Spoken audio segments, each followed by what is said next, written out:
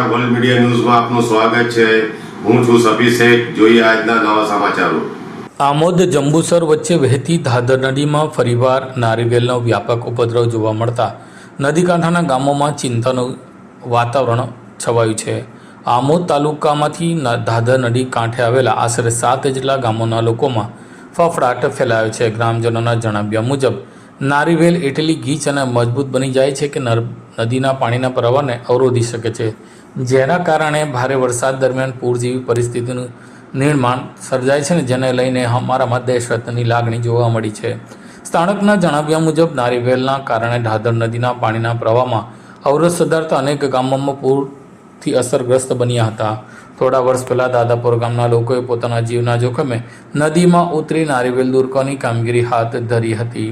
નદીમાં મગરનો વસવાટ વધતા માનવબળથી આ કામગીરી કરવી જોખમી બને છે, જેથી આધુનિક મશીન દ્વારા તાત્કાલિક નારિયેળ દૂર કરવામાં આવે તેવું દાદાપુર ગામના સરપંચ મહેન્દ્રભાઈ મીડિયા સમક્ષ વાત કરતા જણાવ્યું હતું। હું ગામ દાદાપુર સરપંચ મહેન્દ્રસિંહ રાયસિંહ ઠાકોર બોલું।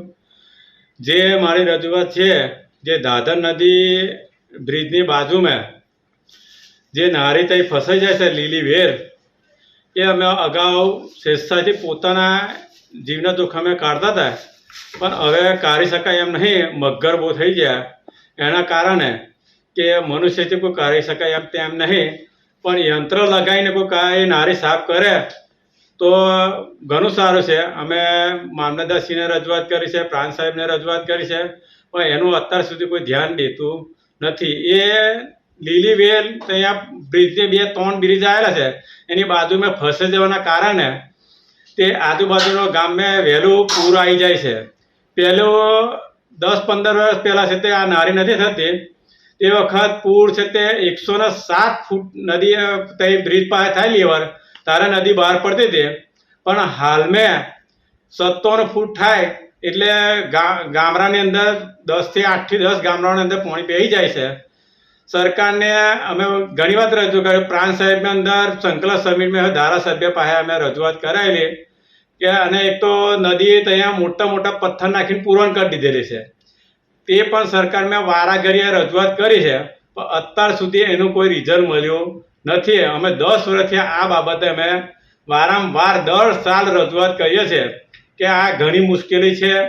પાછળ બરોડા સુધી એને એક પૂરનું પાણી છે તે નળે છે, એના કારણે આખી નદી લગભગ 600 ફૂટ મગતી હશે અને લગભગ 35 ફૂટ ઊંડી એટલા ફૂટ એ નદીનું પૂરણ કરી દીધેલું છે। મોટા મોટા પથ્થર નાખી જે કોંક્રીટના પથ્થર હતા, રેવા સુગરનો જે ફાઉન્ડેશન હતું તે તોડીને અંદર પૂરણ કરેલું છે। એ પથરા ગમે એટલી પૂર આવે તે માટે એવું નહીં, એ ગમે તે કોઈ સાધનથી યંત્રથી સરકાર કરાવે તો જ એ પથ્થર અટે એમ છે, ને તો જ આજુબાજુ ગામોને પૂર આવવાનું શક્યતા ઓછી થાય એમ છે। નકને 107 ફૂટે જે પાણી આવતું હતું તેની બદલે 57 ફૂટ થાય ને તરત આજુબાજુ ગામોને પૂરનું પાણી ઘૂસણ થઈ જાય છે। જેથી કરી સરકારને મારી નમ્ર વિનંતી છે કે એની વહેર તાત્કાલિક યુદ્ધના ધોરણે કામ કરાવે। અમને હાલની તબક્કે વરસાદ પહેલો તો હજુ પૂરનું પાણી ના ઘૂસી શકે એવું છે, એમ લોકો બચી શકે છે। દર સાલ લોકોનો બહુ જ નુકસાન, કરોડો રૂપિયાનું નુકસાન થાય છે, એ નુકસાનમાંથી બચી શકે ખેડૂતો અને લોકોને ઘર વખરી થાય તેવો ના થાય, જેથી કરીને આ ધ્યાન આપે સરકાર, એવી મારી નમ્ર વિનંતી છે।